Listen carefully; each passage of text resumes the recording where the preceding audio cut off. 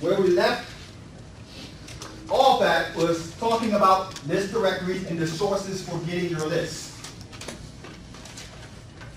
We mentioned two in particular. My favorite directory source, SRDS, and a great list broking service, Listability. And I gave you some example of data cards that you can get based on the different terminology that you're going to find in this business. The key is when you're dealing with list brokers, those different phrases that we mentioned, like the universe, how many per M, hot lists, and so on. That's going to be the lingo that you're going to have to know how to speak, or the lingo you're going to know what to ask when you're talking about getting lists from list brokers. Working with virtual assistants to do the data mining for you. This is what we just got finished talking about. You can go to the various sites and say, Odesk has changed its name now. We have our own VA, so I don't use the different sites anymore. But Odesk, what's the name of it now? Upwork. Upwork, Elance, and Get a Freelancer. These sites you can hire outsourcers to do the data mining for you, to go into Craigslist and pull information. Or we talk about actually, we're going to talk about going into the direct mail. So not Craigslist, but go into the different sources that you're looking for direct mail, such as absentee owners, files that you have that you want to actually get the person to create the actual mailing campaign for you. You can also get the VA to go into Pacer to do your, and we're going to talk more about that, your bankruptcy filings or your bankruptcy mailings, create your bankruptcy list. You can get the person to go through the expired listings that you're going to get your real estate agent to send to you, and then put that together in your actual databases so you can send out to the different services and so on. So working with a virtual assistant is going to be cheap. Can I say something? I'm having a quick moment here. Mm-hmm. Pacer is really important. People need to understand what Pacer is. A lot of people, they know what Pacer is, but they won't share it. And when you're doing bankruptcy, marketing, Pacer is very, very, very important. So everybody needs to write Pacer down and make sure you know what Pacer is before you leave here today. And I'm going to go over that as well when we go to the different strategies that we're executing. But Brian just teased you guys. Key points when working with virtual assistants. Make sure you're working with somebody that, one, have done what you're asking them to do, or two, you think have the knowledge that you can instruct them to do. Because if you can't instruct them, then they have to already know how to. So it's working with a VA can be a double-edged sword, but if you don't have anything for them to do, you're paying for a service that you're not maximizing. One service, for example, we gave a resource to the mastermind members, and you need to get with Corey because he's totally crushing it with that service. Yeah, you told me to. I didn't do it. It's called 24/7 Virtual Assistance. That's just, I can't think of the actual name of it, but this service will give you... Virtual Helper 24/7. There you go, Virtual Helper 24/7. That service will give you 3 VAs and a project manager. 2 project managers. 3 VAs and a project manager that you can use for 40 hours a week at a cost of $197 a month. What? Full time? Mm-hmm. Mastermind has its benefits. Yeah. Oh, wow. They give you unlimited support via Skype too. Unlimited support, 40 hours a week, 160 hours a month for $197, 3 VAs and 2 project managers. Yes. What's that website again? Virtual Helper 24/7. Is the link still good? Virtual Helper 24/7. So the key to doing these strategies with virtual assistants, once again, is mapping out what you want them to do first. Before you hire them, Have your map of what exact strategies you want them to execute. If you want them to go with the MD land records and pull individuals in judicial case search, or go for people with MD land records that have purchased properties using their IRA, and you want to put this all in the spreadsheet, have it spelled out step by step how they do it, and then give it to them to do it. Don't try to figure out after you have hired them, because now you're wasting your money and your time. So the number one thing that most people don't understand about working with virtual assistants is you should have the work already laid out. Number two, never pay your virtual assistants the full dollar amount in advance. Right. Unless, and I've done this, unless you're talking about a ridiculously low price where I can afford to lose the money. For example, some of you guys use Fiverr. You pay Fiverr $5. Virtual 24/7, that's $197. But that's a reputable company. I have no problem with that. If we was using that company, I would not have a problem paying them $197. But when you're talking about large projects that you get $300, $400, $500, $600, no. You're talking about 1/3, 1/4 up front, another third when you're half the way through, and the final payment when you're completely finished. That's how you want to work when you're working with these virtual assistants overseas and stuff. So, Charles, I've worked with a couple of virtual assistants, and I've discovered that I have a shortcoming. I've got to develop a little more skill in doing just what you're saying. In the interim, like I'm biting at the bit to do this, and I'm afraid to even try to engage them because my mind isn't systemized on doing this. What would you recommend? First of all, ask the questions that you need answered so that you can do it. So in other words, Charles, could you tell me step by step how you work with your virtual assistants doing X, Y. X, Y, Z?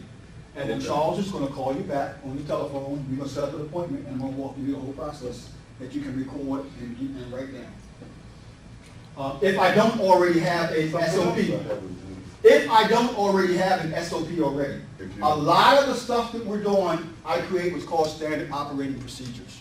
Like probate, I got a whole standard operating procedure where I give to my VA to do this task. It's already written out, or it's in video form. If you're using a video, you can use a screen capture site called Jing Project. It allows you to record your screen and put it in step-by-step motion where you can use it as a video tool to teach someone. It can do an actual video, or it can actually do a screen capture. And that's what I use for most of my training materials, either videos or screen captures. Jing Project, Jing Project. Jing Project. It's a free tool, and you can use that to create the actual task that you want your VA to do. Once you write it down or put it in Jing, then you just send it over to your VA through Jing's screencast system, where it's just a link. And they can download it on their computer or watch it online and see exactly the instructions you want them to do. That's how we train our people. My actual standard operating procedure for probate was a little different because that involves going to the courthouse. So all we did was just write out, step one, you go down to I think it's 201 or 301 Calvert Street. Step two, you go to the orphans court, which is on the 3rd floor. I can't remember which one it is. Step 3, you go to this computer. Step 4, you put in this time frame. Step 5, you pull up the file. Step 6, you look for the inventory sheet. Step 7, you look for real estate in the inventory sheet. Step 8, you send the personal representative a letter if there's real estate in the information, in the actual personal representative file for the probate. So we got that all marked down on step-by-step instructions. Mastermind students, you got access to that already. But it's that's all you have to do. When you go to do something, record it. Whether it's writing it down or if you're on a computer, you're doing it on the screen, record it. And now you have what you use to train your VAs. Now you have what you use and what we call replace myself. For you to systemize your business, you got to replace you. That's the only way you're going to do 5, 10, 15 deals a month. By replacing you or cloning you. So that you'll have 5 or 6 people doing these different tasks in 5 or 6 different states. That's how you get to the volume level. But before you get to the volume level, every aspect of your business should have a standard operating procedure. And this goes to creating a business plan and marketing for your business. On the Real Deal Meetup site, I give you an example of a real estate business plan that we created years ago that will allow you to set up your business as a real estate investing business. It has income projections and so on. Everything in there you need for a business plan for your business. It's free. It's on realdealmeetup.com. Type in the search box. Type in the search box, real business plan, and it'll come right up to the screen. And then you'll type in there and you'll see the actual business plan you can use for your business. You just change the information in it and so on. The second part of this task in regards to working with virtual assistants, you got to make sure that the person has a good rating. All these services allow you to check reviews of the virtual assistants you're working with, which is nothing more than testimonials of other people or people that they have worked with, where they'll say, this is a good guy to work with, this guy is late, this guy is very crappy, his work ethic is very low. You'll see all that stuff when it comes to interviewing virtual assistants on all these different services. They have avenues for you to review all the people who you want to work with before you hire them. That's key, because that will help save you the trouble of working with the individuals that's going to basically give you crappy work. Another good part about these sites, like Elance and Get a Freelancer, is the fact that when you're working with these people, they have follow-up processes in place where you can communicate with them on a daily basis. So you're not just talking to them today and then you won't hear from them until next week. These sites have the actual communication mechanisms in place that will allow you to talk to them on a daily basis. When we work with our VAs, we're generally contacting them through Skype. We have a Skype business account, and each of our VAs have access to that business account. But you guys will have the access to the actual systems that these services have available. All of them have that built in. And last but not least, before you would hire somebody off a service, give them a test of the job that you want them to do. Say, here's the job. I just want to hire you for 1 week and see if you can do this task. Test them. And you'll be able to give them a test at a very substantial price. So if the cost would have been $3 an hour, you can give them a test for 1 week at $1.50 an hour. Because you're just giving them a test to see if they can perform the task. On the Real Deal Meetup site, one of the actual presentations on there gives you the actual verbiage you use when you're hiring a VA. It even gives you the questions you want to ask when you're hiring a VA. All of that is on the free Real Deal Meetup site.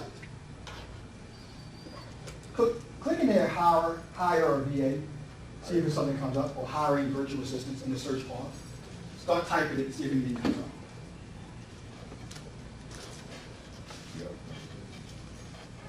How do we work with virtual assistants? Wow. That's it. Wow. And it's step-by-step instructions of what questions you ask when you're hiring and so on. I'm embarrassed. Yeah, you should be. You don't need to use your stuff. You need to use. Oh God, I guess I need to use my resources. I mean, do you have a list of the resources? I know this might be a secret. Good question. That's what I got the search bar for. So when I say you guys can do this, you can just go and search on there and it'll come up. But no, because I give you an example. On that site, I got over 200 videos. If you want to count the articles, you want to count the contracts, the paperwork, there's hundreds of free information on that site that's been collected over years. But no, I haven't really archived the whole site other than the search bar feature. Okay. So I'm gonna go ahead and just embarrass myself some more, all right? So the VAs that I use, when I approach them about making calls, they're not set up for that yet, and they'd like to be, but they don't know how. Is there a way? Oh, but I'm gonna give you a way that don't require a cheat sheet, but you can figure it out. Okay. First of all, you use Skype. Skype gives you a business account where you're able, when you sign up for a Skype business account, you get a telephone number that's local. What you won't be able to do is to use your VA in the Philippines and have them dial from the Philippines and call. But if you use Skype business account, Skype will give you a telephone number that's local. They can log into Skype and then they can dial from that Skype local account. So they'll dial from that Skype local account and they'll look as if they're calling from the United States. That's your first step. Your second step is you want to create your list of where you want these people to call. Now, this isn't going into the direct mail, but this can be used in direct mail, outbound or inbound. You can go use the strategy we call a slide out, where you have that VA contact people that's on Craigslist that have a house for sale, or you have that VA contact the pretty and pinks, the people that you pull from the courthouse that's filing for eviction. You put that in Skype, the people on your VA will contact those people with the following message. I notice you have a house that's going through eviction. If you're willing to be flexible on price or terms, please give me a call. I'm looking to buy another property this month. Leave that message on their voicemail using slide dial. Slide dial is a service that will allow you to make 20 phone calls a day that will go directly to the person's voicemail without their phone ringing. I'm going to say it again. Slide dial will allow you to call 20 people a day and the message will go directly to their voicemail without their phone ringing. Now, why do you want to do this? Simply, when you do it by email from Craigslist, it looks as if, this could be one of those scammers who's sending me an email. We're talking about buying my house. But when you send a person a message that goes on their voice phone, that takes down their guards right away. This is not a scammer. This is somebody that actually called me from the United States. Let me call him back. That's the biggest thing it does for you by using slide dial. Now, there's also a service called Slide Broadcast. For Slide Broadcast, you pay $10. You can actually upload a spreadsheet of numbers. And it will dial that spreadsheet of numbers automatically. 100 numbers, leaving the same voice message on their cell phone for $10. What's the name of that? Slide Broadcast. SLY Broadcast. So, if you're afraid to talk to sellers, you're afraid to talk to people, leave an actual voice message on their phone, and they will call you back, which psychologically puts you in a better situation when it comes to negotiation. Because now that message said, if you could be flexible on price or terms, give me a call.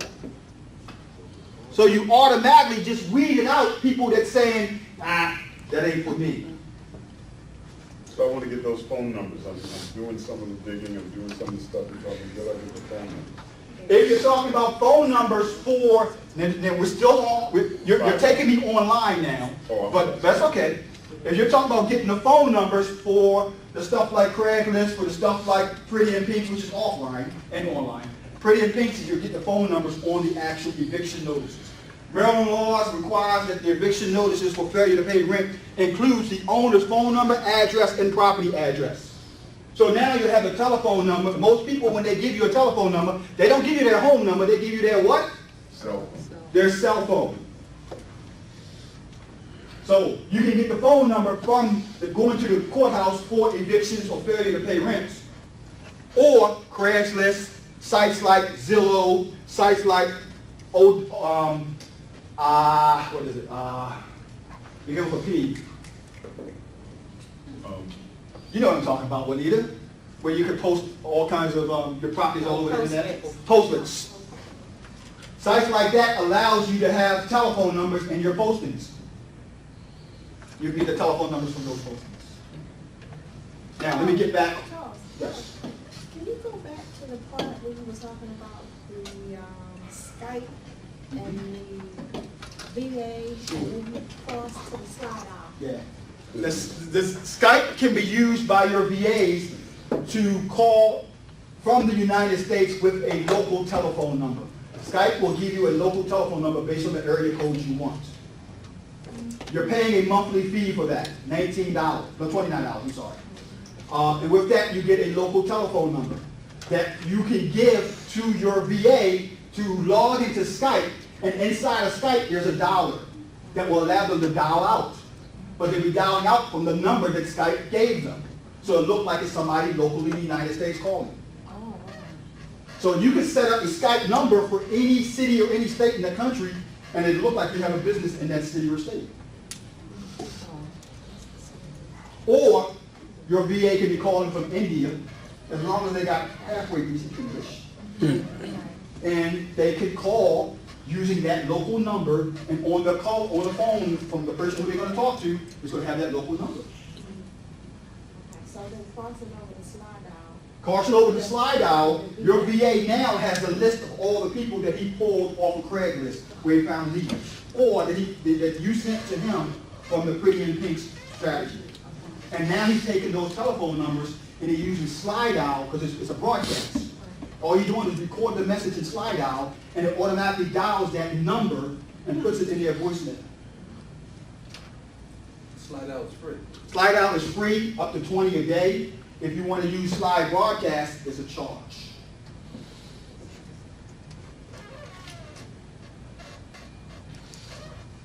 Ninth grade. Right. What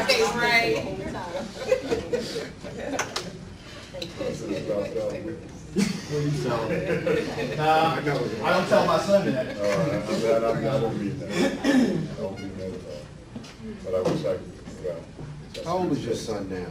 My son is 8 years old now. What do you think he's gonna be like when he's a teenager? Hell. I don't, I know, because I was a nice kid. I was a mama's boy. I'm sure I still am. So, I don't think so. Let's see. Is there any questions regarding this? Because this is huge. Working with the virtual assistance part with your direct mail, it's not that hard to do. The key is knowing what you want them to do, but you can get them at very affordable prices. But you must have that standard operating procedure laid out for them prior to working with them, unless you're going to hire somebody that already knows how to do it. And that's the exception. You can put in there, looking for VA that has worked with real estate investors before. You can search for that on those services.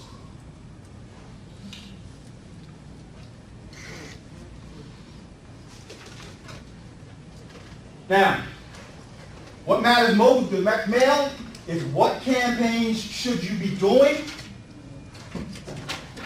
The key to your campaigns is doing campaigns that make sense. That's going to return the dollar amount that you want, but most importantly, that is going directly, like we said, to that person that needs your help, or maybe in a situation where they may need your help in the nearest, or in the immediate or near future. How much direct mail marketing should you be doing? That's a good question. The marketing and direct mail marketing industry states that you should be at least touching a person between 3 to 7 times in order to convert that person to a customer. 3 to 7 times in order to convert that prospect to a customer. Give an example. One of our strategies we use is probate to attorneys. The first thing we're doing, and this is an actual strategy that we're actually doing, we create an actual brochure that goes directly to the probate attorney based on the list that we pulled from yellowpages.com. So what we're doing, we're using yellowpages.com to identify all the probate attorneys in a particular area.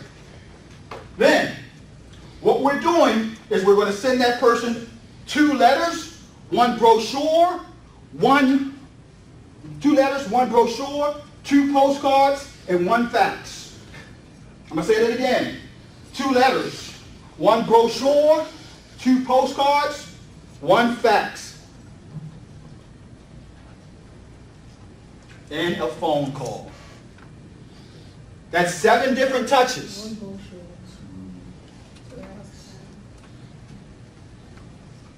Now, what we're doing is introducing our service to the attorney to let him know that we have purchased between 7 and 10 houses in the last month from individuals like his client that is in probate and may need our service to help them.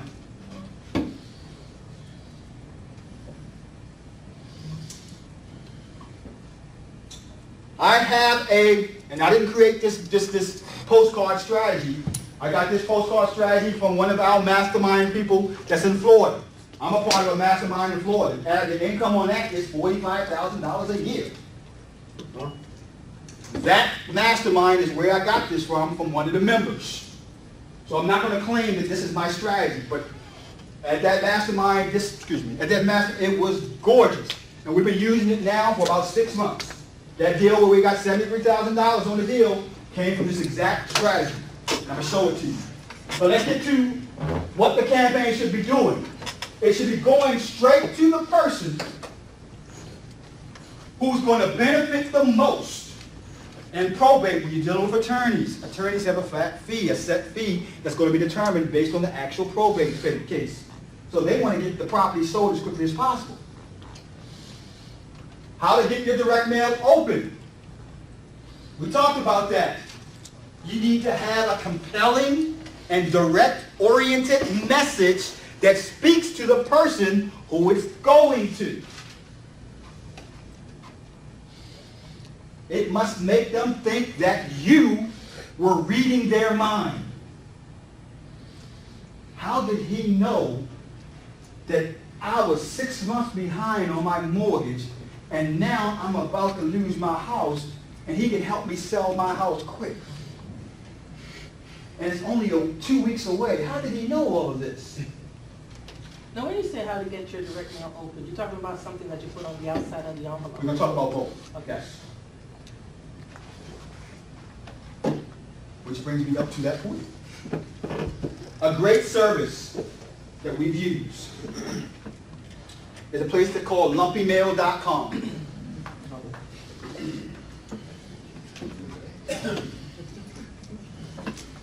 Let me show you what I mean.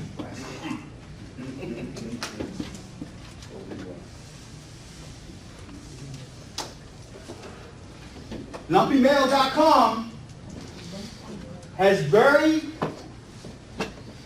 unique marketing pieces that you can use to go into your mail pieces, such as shredded up money.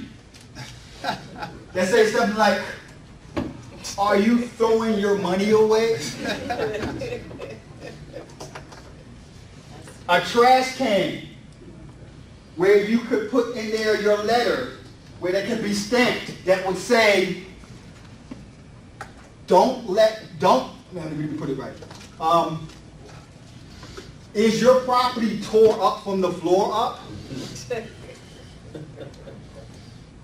The key to getting the phone call is standing out from the other packed rats that are sending information and you being remembered. There's a factor that you need to understand. 85% of your profits will come when it's a situation on a second, third, fourth, fifth, sixth, or seventh follow-up. Only 15% of your deals will be closed on the first follow-up. 15%. Which means the majority of your money is made on the follow-up. I get deals from people that we contacted 5 months ago, 7 months ago, a year and a half ago. Because they saved my message, they saved my letter, and now they're ready to do some business.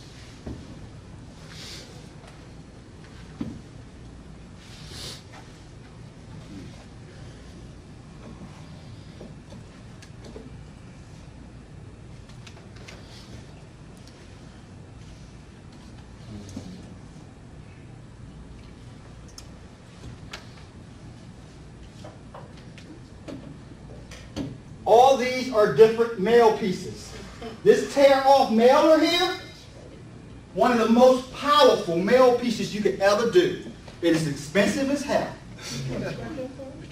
What it is, it's an article that you're sending to your prospect. The article talks about how great your business is and how you helped hundreds of people keep their property or sell their property. Wow. Why you laughing, Brian? The business not like that? Man, that's some bad stuff right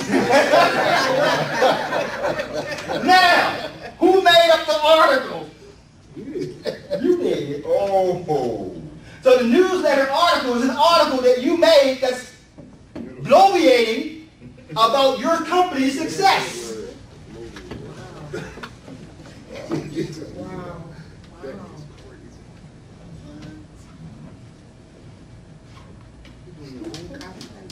Thinking outside of the box. I use those bottles. Thinking outside of the box. That's what we're talking about. I don't know nobody using this stuff. Yes, you do. I know one person uses this stuff. Well, I'm gonna think outside the box. You can take that same idea, and everybody's got something that's special about you. All of you do. All of you do. And all you need to do is to tap that and then go after it. Go after it. Get you some marketing where you might get a commercial, you might get invited to be in a newsletter for some company, whatever you have, and you can take that and put that in your article, in your mail. Hey, Charles, how much does the newsletter cost to send? Are you ready to be shocked? Yeah. You want to know how much the newsletter would cost? Don't nobody throw anything up here. But wait. For $5,000, $3,250. That's a minimum. You have to do a minimum of $5,000. So we'll be doing that anytime soon. So now you know my idea again, right? Return, Charles. Oh my goodness. This is for high-end properties. Right. This is for $1 million properties. Yeah. Because with $1 million properties, you don't send out a yellow letter. Right. This is for high-end properties that you're looking to buy, as well as real estate agents that are looking to get listings for high-end properties. Okay.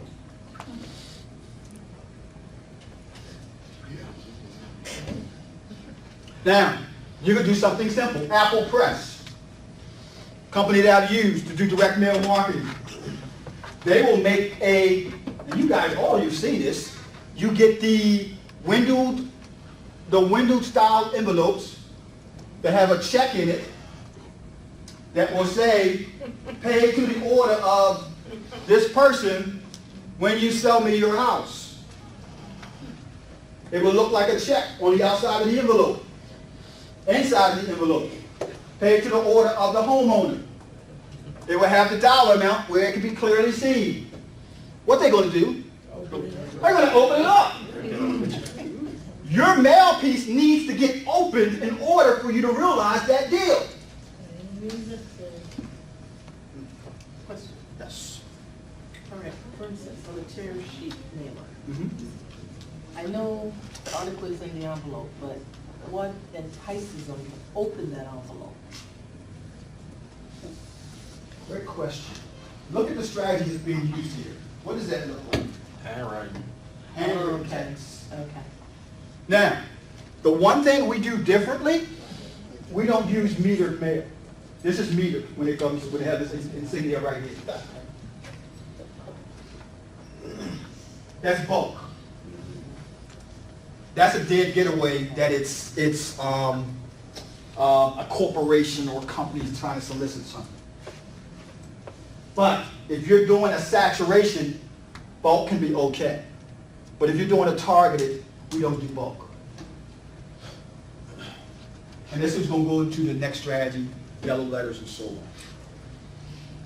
But this site has very cheap to very expensive lumpy mail strategies that will make you stand out that you can do for your direct mail campaigns. What do you suggest using, because I've used the bottles and I got a real good response rate, but what do you actually suggest that we use for real estate if we're gonna use A bottle? lumpy mail piece? Well, we're talking about a specific piece. Let's talk about a specific piece, like the bottle. Let's talk about like if you're using the garbage can and so on. So if you're talking about the bottle, first of all, you getting a letter inside of a bottle, what's going to happen? They're gonna You would get that. Oh, yeah. they're gonna see that anyway. That ain't gonna be the issue. The question is, what do you put in it? Yeah. Here's what it would say. I'm just kicking this off the top of my head.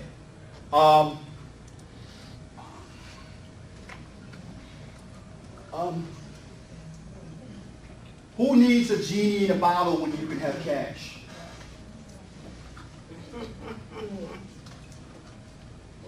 So it would say something like that, or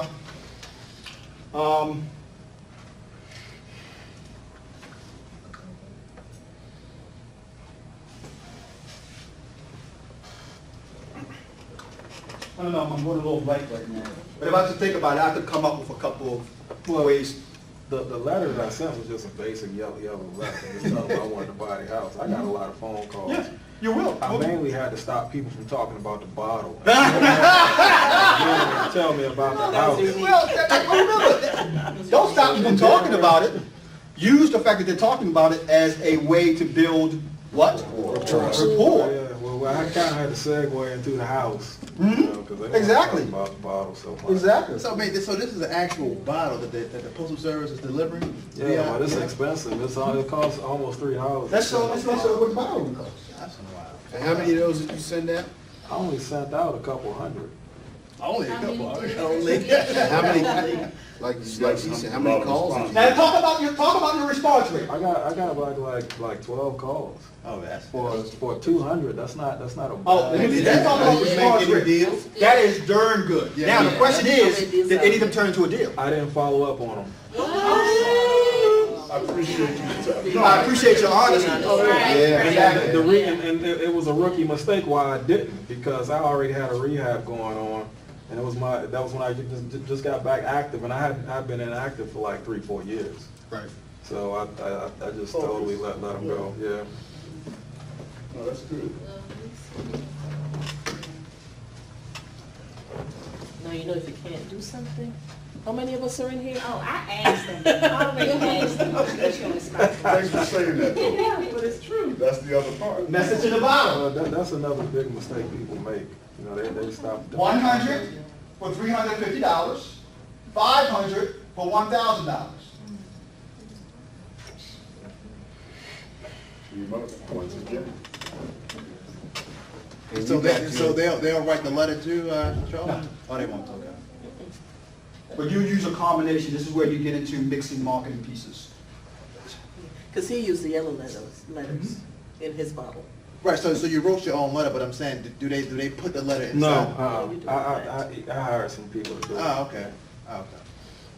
Yeah, they just send it to you. Now, let's go into the next. Wait a minute. Tommy, you said they send it to you. What are you talking about? They'll send you the bottles, and you have to get somebody to do the stuff in this stuff. Why can't you just get some bottles from somewhere else then if it's that like that? You can't. Hey, look, I know some people drink a lot of liquor. Are they glass bottles or plastic? They're open on You the get those bottom. little, The get bottom over the comes shorties, out. man. Yeah, the bottle screws open. Oh, okay, there you go. Now, also, you talk. Hold on, wait a minute. Okay. Here you go. Remember, you're talking about cost as well. Mail, when you're talking about weight, can have a lot in regard to your final expense. Plastic as opposed to glass, yada, yada, yada. Now, let's talk about the types of direct mail campaigns. The yellow letter campaign. Here's the pros. Higher response rate on yellow letters. To get a response rate of 5, 10, 15% is not unheard of. When the average response rate is 0.5 to 2%. That's why people like doing yellow letters. Not to mention, it has a personalized look. Normally what happens is the yellow letter is handwritten. The yellow letter is incorporated inside of a, what you would call an invitation style envelope. And the yellow letter would have a vanity style stamp in it, on it. For example,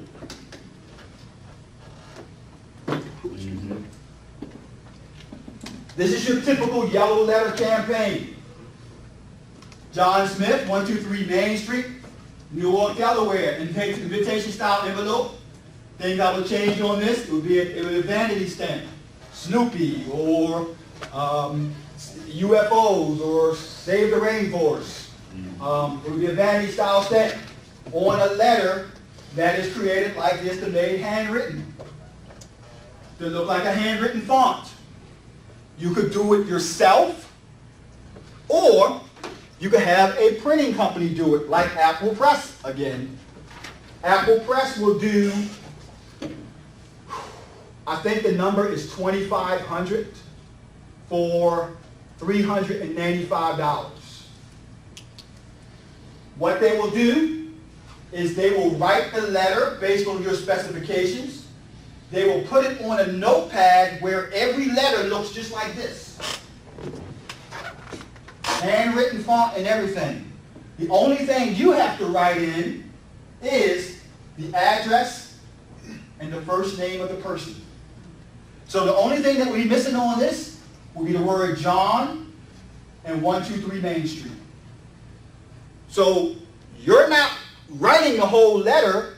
You're just writing John and 123 Main Street. And the whole letter looks as if it was all handwritten. Because it gives that personalized look. The person thinks that you're not some great big company trying to steal their property and so on. Do they have different wordings of that letter? Oh, absolutely. So that you can. The question is there different wordings for different situations, for different marketing? The key is the message to market match. Yes. There's literally 50, 60, 70 different letters that you could have that will be going after different messages. One letter will be for probate, one letter will be for if the person is delinquent credit, you want to do a short sale. Oh, absolutely yes. I'm going to show you some samples. Do you suggest alternate forms of contact other than a phone number? A great question, Brian. I like to use what I like to call a 3-to-1 ratio. On my longer letters, if I want the person to call me, I'll put my telephone number 2 to 3 times in the letter in prominent places. If I want the person to go to my website, I'll put my website in there 2 to 3 times in prominent places. And only have my phone number in one time. So 90% of what we're doing with sellers, we want a phone call. Why? The conversion of a telephone call is 75% higher than the conversion of going to my website and filling out a form, because there's added actions that the person has to do. But you still put it in there because not all people feel comfortable to talk to. So you could have your website in there one time and your telephone number in there 3 times. About an email address. Same thing. You could have the telephone number, the email address in there 1 time and the telephone number in there 3 times, which psychologically will push that person to want to call you first because of the multiple layers in which it's being seen. The eye consumes information from left to right. Another strategy that we've used. There are certain names that have higher open rates than others, such as Barbara, John, Robert, Becky, Thomas. Those are the only ones I can really think of right now. But those letters, those names are more common and have been known to have a higher response rate Then Bartholomew, Michael, Joanne. It's a psychological thing. I can't say why, but based on testing with I do a lot of reading on direct mail marketing. Those names are very high responsive wise. Bartholomew. Now, what happens when you call, the person calls and Becky isn't there? Well, I'm sorry, Becky isn't here right now, but I do work with her and I'm happy to help you if I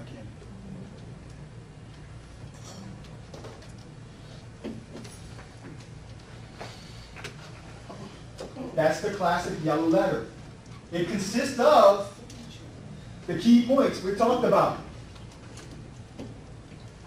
A personalized look. It doesn't look like junk mail. It actually is an invitation, which immediately makes the person think, somebody may be inviting me for something. I like to use colored invitation envelopes. Blue, green, yellow, pink, and so on. I like to use colored ink, red ink on the letter. Also, another key point, I don't put the envelope flap down by licking it, I tuck it in the back. All these little nuances goes towards a higher response rate. When you put it in, when you tuck it in, can you just open it, or That's right. is it a different type of letter? Just No, open it. that's right, that's right. Just open it. Just slide it, you don't have to tear no paper or nothing, just. No. Here's the cons to yellow letters. Lots of assembly labor. If you're not outsourcing it to a site like yellowletter.com or another mail house like Apple Press, it can be very expensive. Or it can be very time consuming if you're doing it yourself, meaning if you're writing each letter yourself. But if you're on a budget, you have to do what you have to do. This is a business that you have to treat like a specific business. So if your business involves you doing strategies that will get you the highest bang for your buck, regardless of the amount of time that needs to be due to do it, you should be doing this, because this is one of the strategies that will do that. It can be expensive if you're outsourcing it. $1.50 to $2.25 per piece. Damn. Get a teenager. Most of the time, they want you to make an upfront payment. And if you're outsourcing it to a mail house, there's a good chance that it's going to be sent out as bulk mail or metered mail, which means it may not go out immediately. It may be a week or two before the mailing goes out. You have to check and make sure that you get immediate deliverability.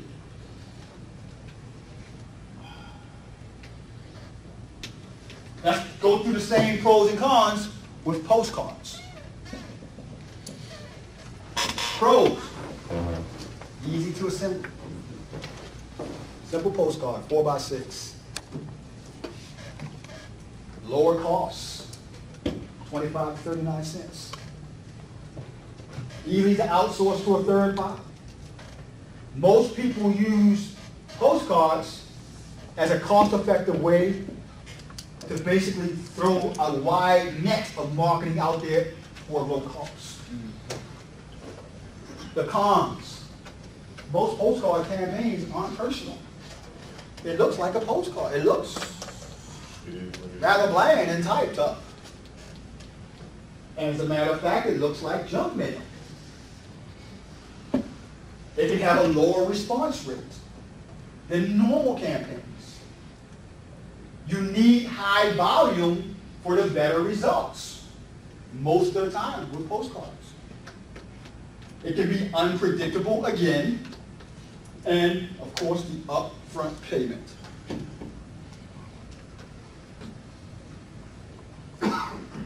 Now, some actual campaigns we've done with postcards. This was let me get this right. I think this was absentee owners, but don't quote me on that. direct mail campaign. We sent out a total of 1,051 mail. We got 69 calls, 5 properties under contract, 3 deals. The total cost was 39 cents per postcard. The number of pieces was 1,051. Total piece cost, $4.10, $410. The list cost was $85. The total marketing cost was $495. The net profit, $47,920. Look at that cost.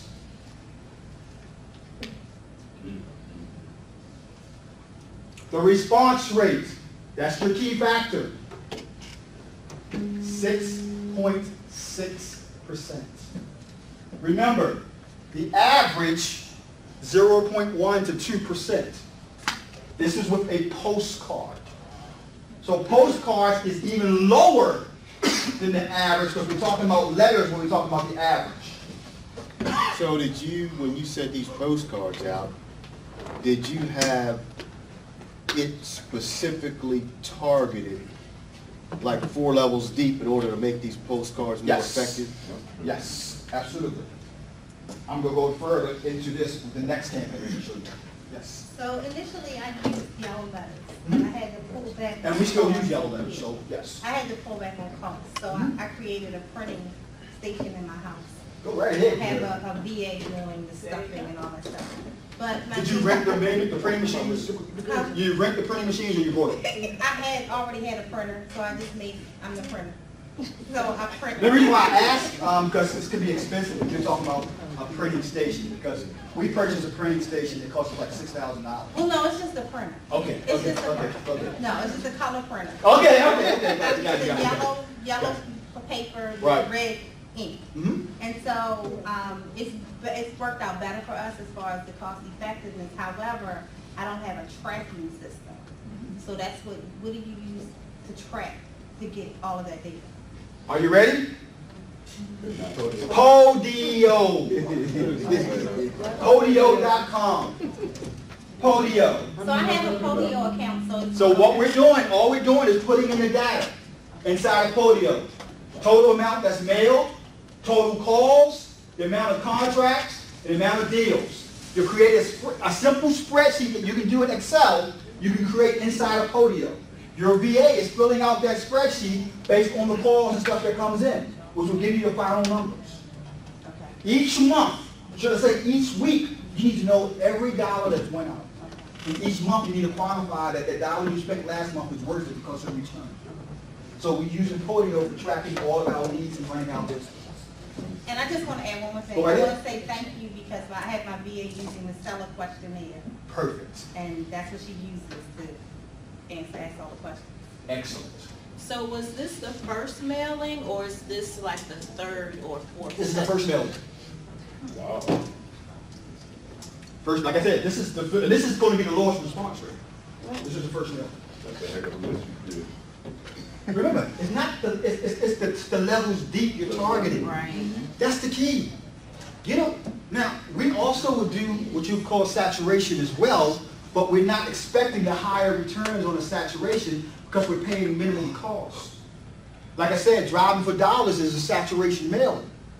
But I don't mind doing that because I can get 1, 2, 3 deals a year driving for dollars. I got a guy right now who wants to work with us. He's a mortgage guy. And the thing that really impressed me about this guy, because he sent me 2 deals already, and he wasn't working with us. So I had to have lunch with him. I said, Arnold, what are you doing, man? Well, Charles, I do mortgages, and I'm used to driving around neighborhoods and knocking on doors. So he's basically knocking on every door in the neighborhood he drives by. No sense of reluctantness whatsoever. He will just knock on every door, see if they're interested in getting a mortgage, and asking them if they have any issues in trying to sell their property. The ones he can't get a mortgage for will turn over to me as a lead. What I'm going with this is, it doesn't have to cost all the money we're talking about with the direct mail, with the letters and so on. It's these simple things that can give you the highest results if you learn to be comfortable being uncomfortable. And ladies, I don't expect you to go there by yourselves. I don't expect that.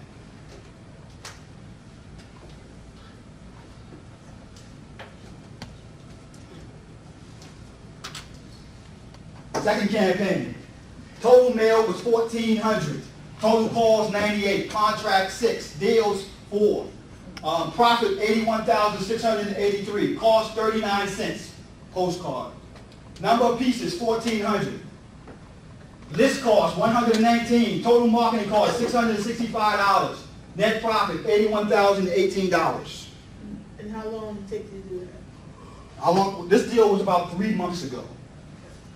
This was a one mailing as well. So, Woo! I'll explain, how many pieces was the first one? All right. 1,051. Was it a standard size postcard? 4 by 6. Now, you want to know the campaign that we did? Yes. Oh, that's not doesn't sound like anybody really wants to know. Yes. Yes. Don't tell them, just tell us. Stay tuned. Okay, here are the strategies that we're doing. We're doing probate marketing to individuals who are in probate. The actual time frame that we're going after is at least 90 days in probate or further, up to 12 months. Direct mail campaign to the personal representative. That is a 3 to 7 touch campaign. On probate, we're doing the first letter, then letters every 3 weeks. 3 to 7 touches. You said every 3 weeks? Yes. We're mixing up the pieces. Letters, postcards, letters, postcards.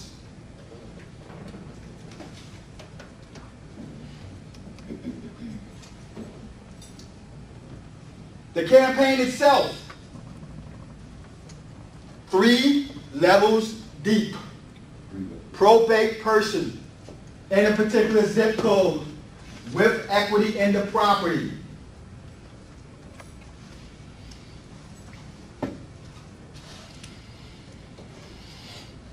Probate attorney. This is a 7-touch campaign. Brochure, letters, postcards, and fax, and phone call. This is considered more of a saturation. Why? Because we're just pulling up probate attorneys and marketing to them.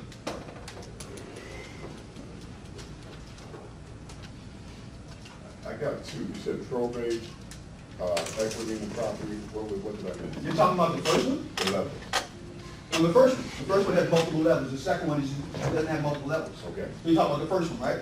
Okay, yeah. The first one is people that send probate with equity in the property in particular zip codes.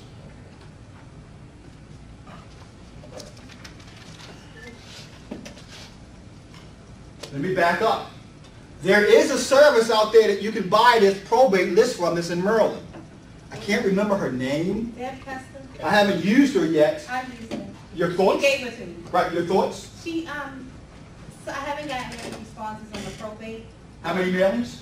I haven't done many. Her Well, there you go. Her probate list is small. Okay, what was the, I think I had 45 on one. and that's for 1 month? That was for 1 month. Okay. Yeah, so and then another, that's the only one I mailed out so far. And So was it 45?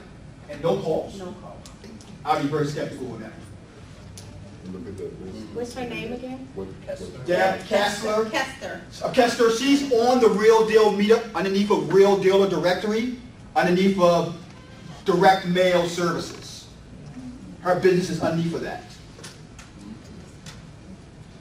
Charles, you said no earlier than 90 days for respect for the family, but you said up to 12 months. Yes. Why didn't you go back any further in that 12-month period, seeing that some people can have that battle? Yeah, really because of the amount of deals we've gotten based on the time frame. The majority of our deals have been that sweet spot of 12 months. Okay. Very few have come past 12 months. That's the only reason why. All right. Great question. Great question. Bankruptcy, using Pacer website. With the Pacer website, you have to put a credit card on file. Pacer is free to use until you start to download documents. Once you start to download documents, it will charge you 3 to 5 cents a document, something like that. What I like about the Pacer system, it's the actual judicial case system for all, and this is just one of the levels in which you can use it, because it's actually for not just bankruptcy, but you can actually go to the actual bankruptcy filings for the whole country. And I mean the whole country. You can go to that particular jurisdiction inside of that city or state and pull the actual bankruptcy filings. Here's the key, what I like to do, and this is one step level deep. Most people just pull bankruptcy filings. What I do, I pull bankruptcy filings for people that have what's called a relief of stay. What's a relief of stay? Relief of stay is basically a term that creditors use when they ask a mortgage company or when they ask a bankruptcy judge to allow them to foreclose on a property. So now you're at 2 levels deep. Property and bankruptcy, now with a relief of stay. If you want to go a third, usually we don't go a third level in this one. If you want to go a third, you can go down and then research that property and see how much equity is in it.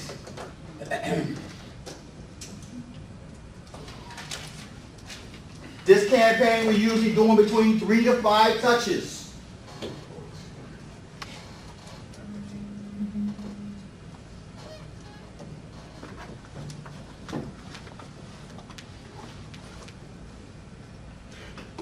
Absentee owners. This is the one I've talked about the most today. So you know where I'm going with the 3 to 4 levels deep on this one. Absentee owners in a particular zip code with equity in their property and have credit deficiencies. Say those again. Absentee owners in a particular zip code with equity in their property that have credit deficiencies.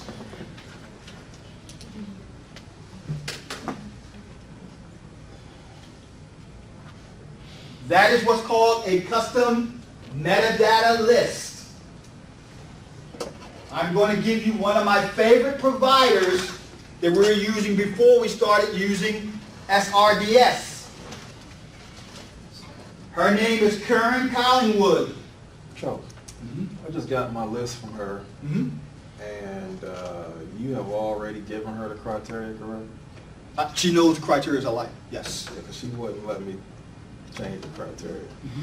No, I didn't tell her what criteria to give you. No, I don't do that. Because I don't use her for lists. I use SRDS. Oh, okay. So I wouldn't tell what criteria she wouldn't change. Well, What did you try to get? She said that there wasn't already a criteria that you had given her for the mastermind. And she just said that she didn't think that would work? Or? No, she said that it's a good criteria, but it was the first time I talked to a list provider that wouldn't tell me what the criteria was, or I couldn't really tailor it that way. When you say criteria, elaborate. Like how long the person's owned the house. Oh, you're not, okay, you're talking about other data. You're talking about what they call other, not criteria. That doesn't come in that file. Okay. You gotta pay extra for that. Let me show you what I mean. I showed you this one on this file right here. For mortgage information, $25 per 1,000. That's extra data. That doesn't come with the file. Now, if you said, how much do I have to pay to get the extra data, you probably would have got an answer from her. Okay. But that's like this file. It only comes with the particular description as stated here, and anything extra, like mortgage amount, mortgage stuff, and all that stuff is extra. I don't give her instructions. So you just didn't ask her what you wanted in regards to that. This is from listability. No, this is from Karen Collingwood. Karen was the first person I started working with when it comes to getting lists before I had SRDS.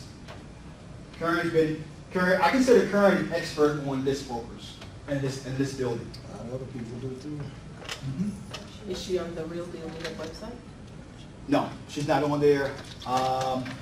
She's used by a lot of investors all around the country. She works for Melissa Data. No, she doesn't work for Melissa Data. She works for, I forgot the name of her company. But let me give you her information.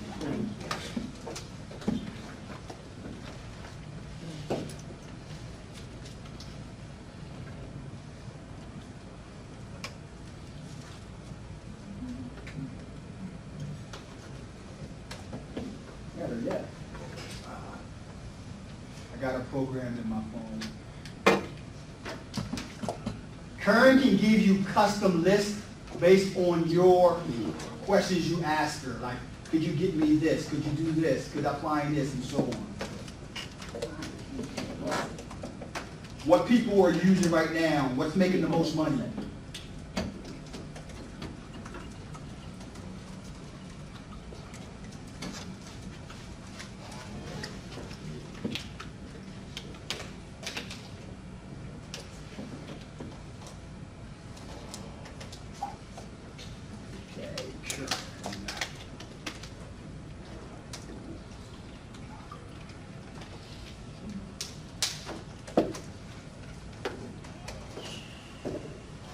So you're getting any information today? Yes. I got a headache. I see some eyes lazing over and people like to, You know, epileptic shock and all that I stuff. went to one of these kind of classes, and they were talking about funding a couple weeks ago. Oh my God, it was so boring. What you trying to say? Well, this is a whole lot better, man. You talking Right. about getting sleepy. You don't know nothing about trying to stay awake when, you know, you couldn't have. Just couldn't get it. It just, and no information. I mean, no Right. solid. Like You know, it might have been maybe Domination. 5 or 10 minutes Yeah. of good information you could take away and you wanted. You know, you didn't feel excited when you. Right. Our telephone number is 818-470-3581. 818-470-3581. Her name is Karen Collingwood.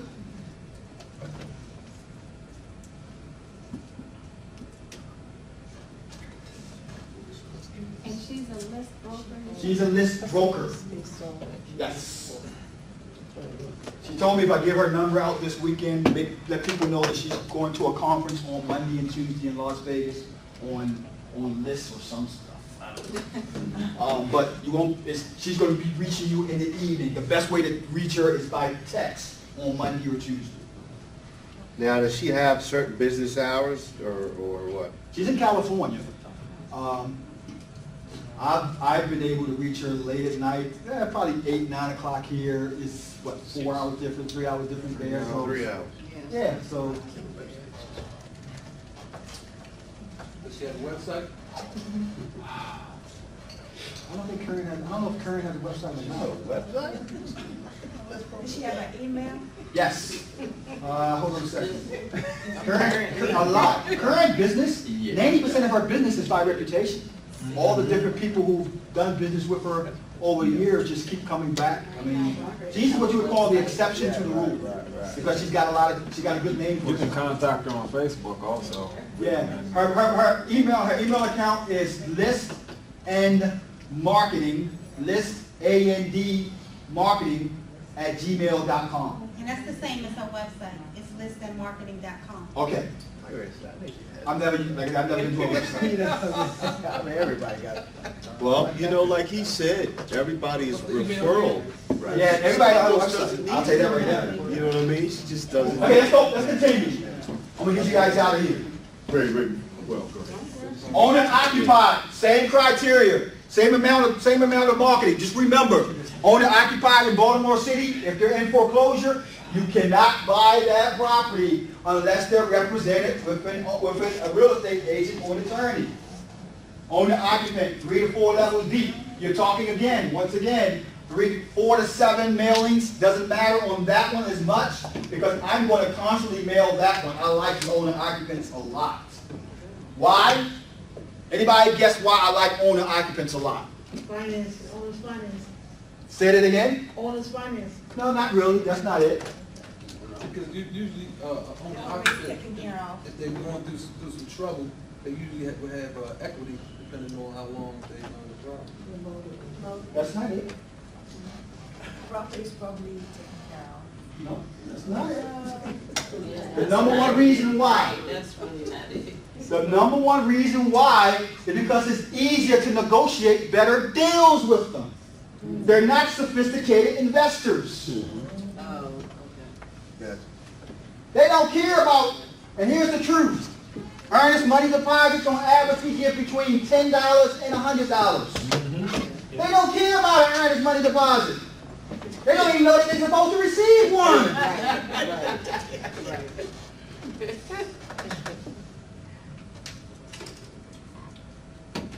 Driving for dollars, door knocking, we talked about that.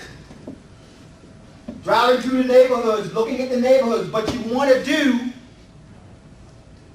mailings based on the carrier route. For example, every time we buy a house, every time we sell a house, we will do a direct mail campaign for 5-block radius of the property we just sold. Why? Because we know if we get another deal, we know what the value is, we know what the numbers are, we know what the comps are going to be. It's an in and out deal where we can easily set up, negotiate, wash, rinse, and repeat. So think about this. I just thought of the strategy. What if you find the strategy? Why don't you just go on Maris and find properties that just recently sold, that was rehabbed to first-time home buyers, or to homeowners. And then you as the investors market in that 5-block radius of that property. You already have your numbers right there. Right. You know that there's opportunity there. You know that there's a need or desire to buy there. And you're talking about doing a minor saturation because you're only doing a 5-block radius based on carrier route. Lucky if you're spending $40. What do you do when you have those houses that's vacant in certain neighborhoods, but they plastered in documents? From the city, I guess, from the city or the state? They're vacant in certain neighborhoods, Yeah.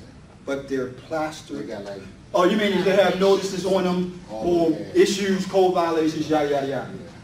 You have to go through the process of figuring out the actual current status of the actual property. Is there a mortgage on it? Does the bank still own it? Is it in loss mitigation area of the bank? Is it a situation where the bank already foreclosed on it and is getting ready to go back on the market by way of a real estate agent? So the first thing you want to do is find out the current status of the property. How do you find out the current status? Clifton? Boy, superintendent studies like trying their current status for what? Vacant properties. How do you find out what's going on with vacant property? There you go. Who said that? My girl. What's the name of it? The 7 steps to find the owner of any vacant property. It's on the Real Deal Meetup website. I should know. Does that also tell you how to get a phone number? Yes. You go to the township, the city records usually has on either on the tax records or the tax filings, the homeowner's name and information, where they live, and a lot of times their phone number. And that's part of one of the 7 steps. I'm going to give you, if I can recall off the top of my head, what the 7 steps are. The first step, you're driving for dollars, you want to find out the property, what's the status of the property. First step is you knock on the neighbor's doors. Knock on the neighbor's doors, find out what's going on with the property. Just notice this property is right here. You talk to the neighbor and you say the following. My company and I are looking to buy another property in this neighborhood. Do you happen to know who owns this one? Why are you saying it like that? You don't want to leave it, I'm trying to find the owner. Who are you, the police? You be very specific and let them know what your intentions are with that owner. And then you finish the conversation with, by the way, we need to buy another 3 houses this month. If you know anybody else in the neighborhood that needs to sell, please give me a call. You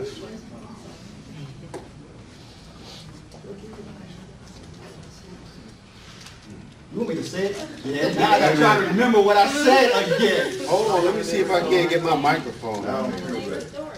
I don't know if I got one on this. Okay, here we go. My company and I are looking to buy at least 3 to 5 houses in this neighborhood this month. We're looking for the owner of this.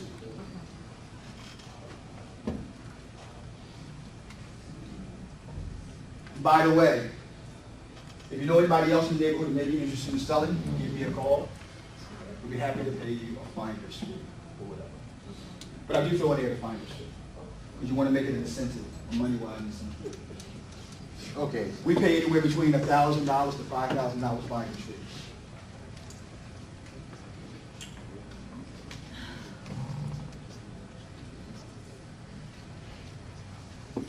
Step number 2, I will go to SDAT records and check and see if there's any information in regards to the ownership of the property.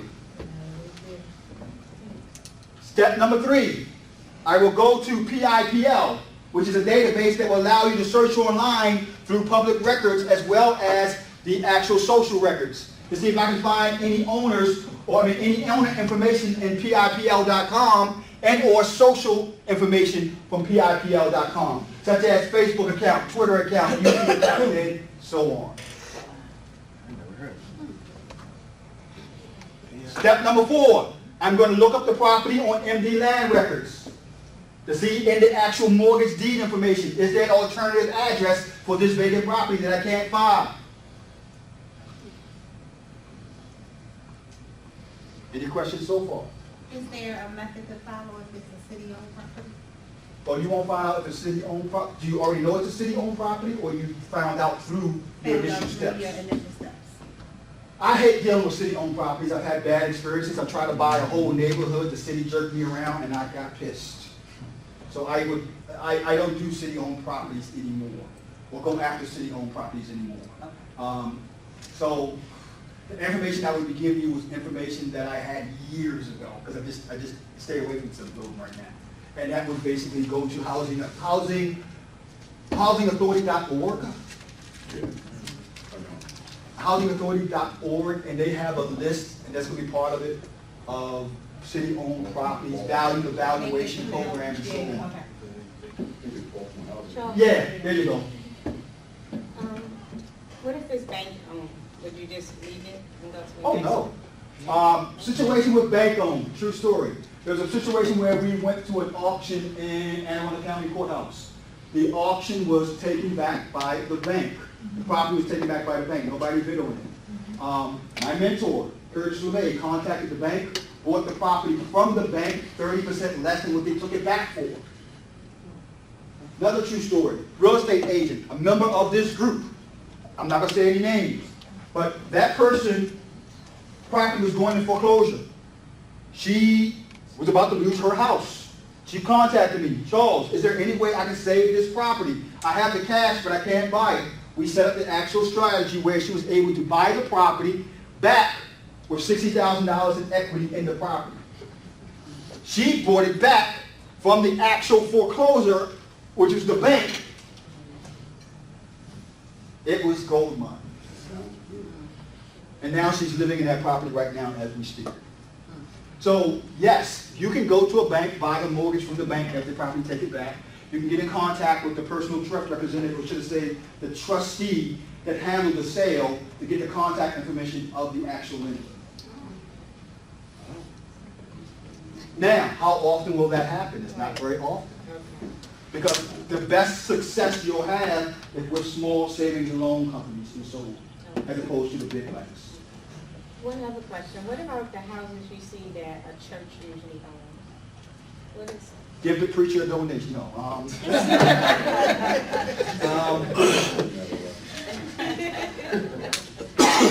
I don't know. I haven't really had a church buy a property from me, but I haven't really come across. Now, what's the question? Because it would be the same process. Well, I come across a lot of vacant houses, and then I end up finding out that a church owns it.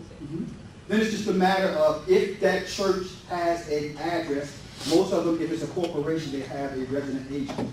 That resident agent is allowed to collect data and information regarding that actual property and give it to the people who are the resident agent of the LLC. Or if you can actually get in touch with the actual church itself, the minister and so on, it's just a matter of communicating. When you have somebody that you know that you can talk to, or an organization that you can recognize, it's easy to deal with, and somebody you have to find. The last, or should I say the hardest scenario that you would take, or should I say the last scenario you would take, but only on deals that you know, if you find an owner, and you know that this is going to be a home run, if I could just find this owner, you hire a skip tracer. A skip tracer is nothing more than a private detective, whose job is to help to find people. They got databases that you won't have access to, like the databases for driving records, the databases for Social Security, and so on. On the website, Real Deal Meetup, I give you one of the skip tracers that we use. You usually charge between $45 and $65 to find anybody you can't find. His information is on the website. Per person, correct. Does he have a minimum? Because I know somebody referred me to someone before, they had a minimum of 5. Last time I checked, there wasn't a minimum. I don't know if he's getting greedy now or not, but last time I checked, there wasn't one. He's on the website. Now, divorce filings. Judicial case search.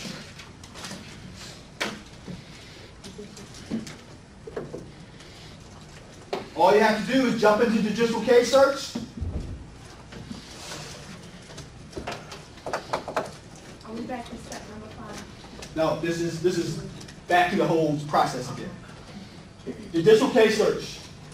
If you're looking for divorce filing, remember we're talking about marketing strategies that you can execute, but the direct mail marketing strategies that I like. Divorce filings.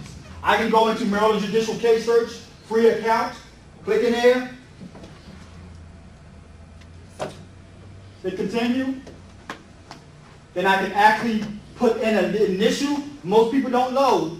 If you want to get a just across the board search, you just leave a blank space there. Then just type in civil. Type in the city. Type in a date frame. For the sake of time, we'll just type in 1 week.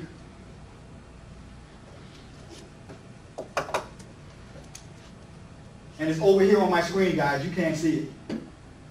Because unfortunately, my desktop is expanded. So I'm expanding. I'm putting in the actual date frame right here. The time frame of the actual one. Now I'm going to put in the end date.